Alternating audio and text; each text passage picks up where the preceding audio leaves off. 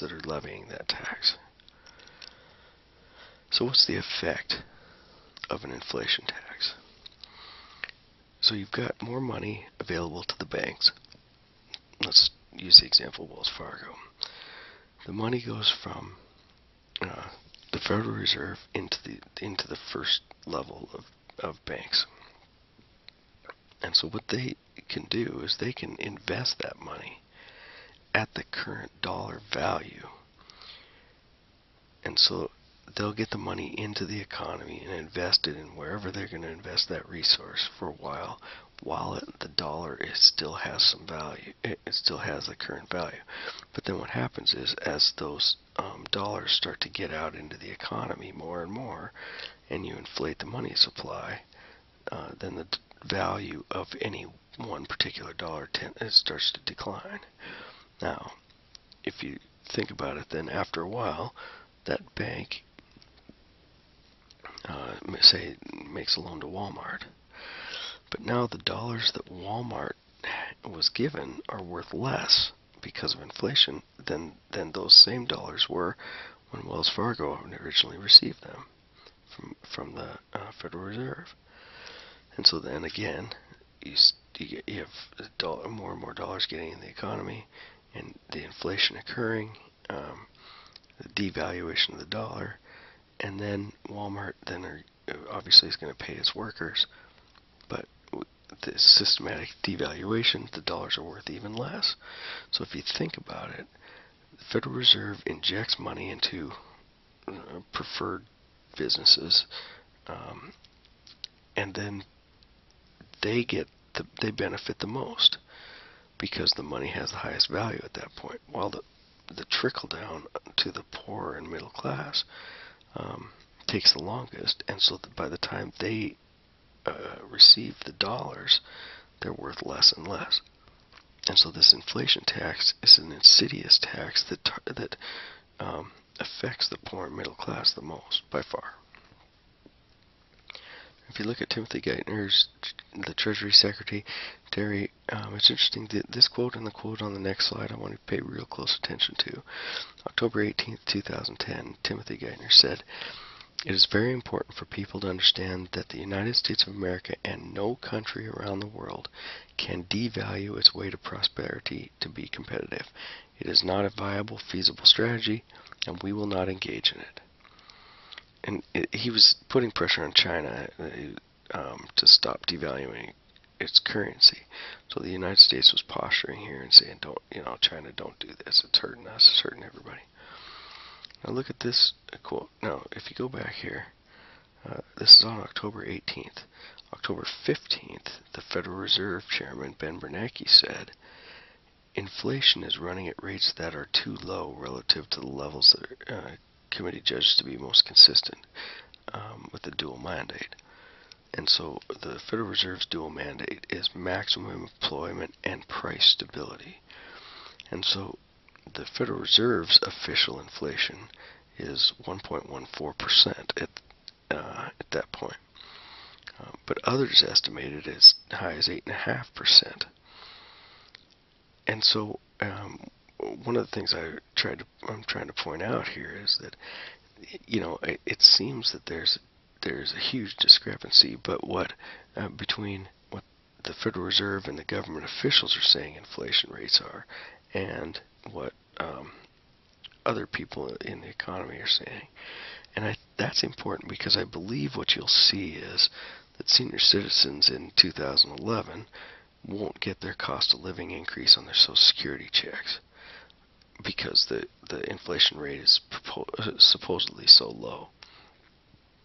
And I think that would be something that should be really interesting to watch.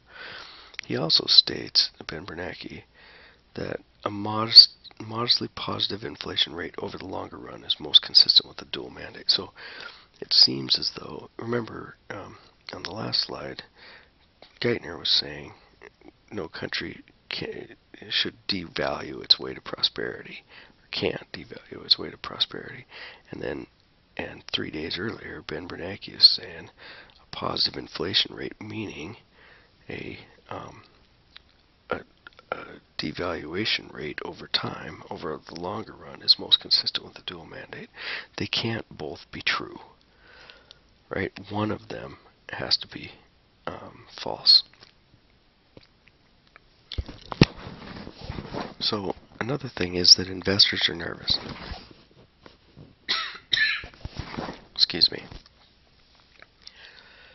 On the 25th of October, investors bought U.S. government bonds that had a negative rate of return on the 5-year.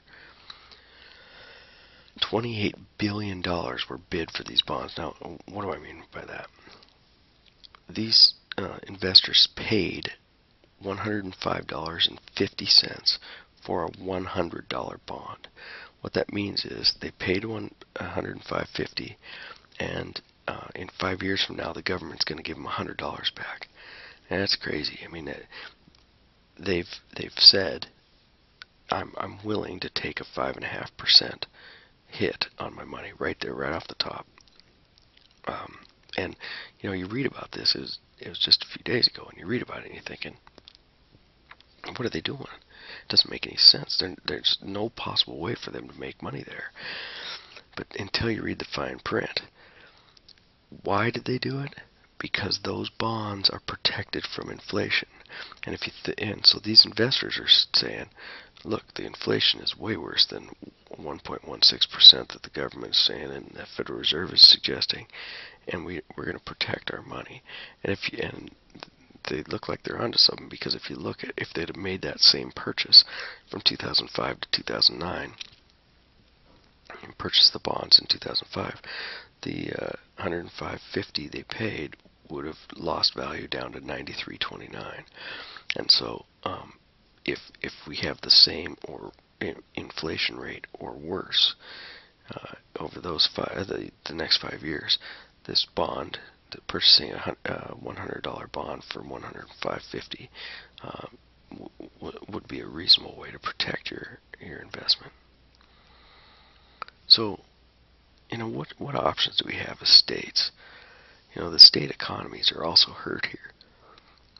You hear over and over that state economies are in trouble, and we do see that the tax revenues are losing value over time, right? So even if the state is getting the same dollar amount coming in from year 1 to year 2, the value of that total dollar amount is declining because of inflation.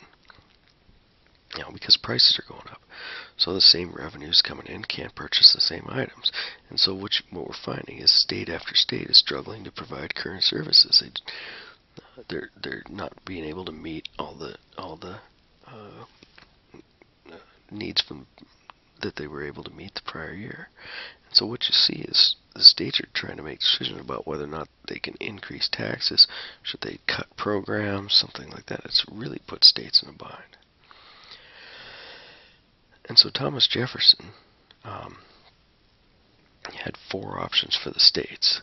You know, you could say, well, don't do anything, don't resist, but that's not that useful because you're not protecting yourself at all. You know, he also said you could petition Congress to revisit the idea or the laws, but that's also not that useful because what would they passed this law, now you can ask them to rethink it and vote it down. That's probably unlikely. You know,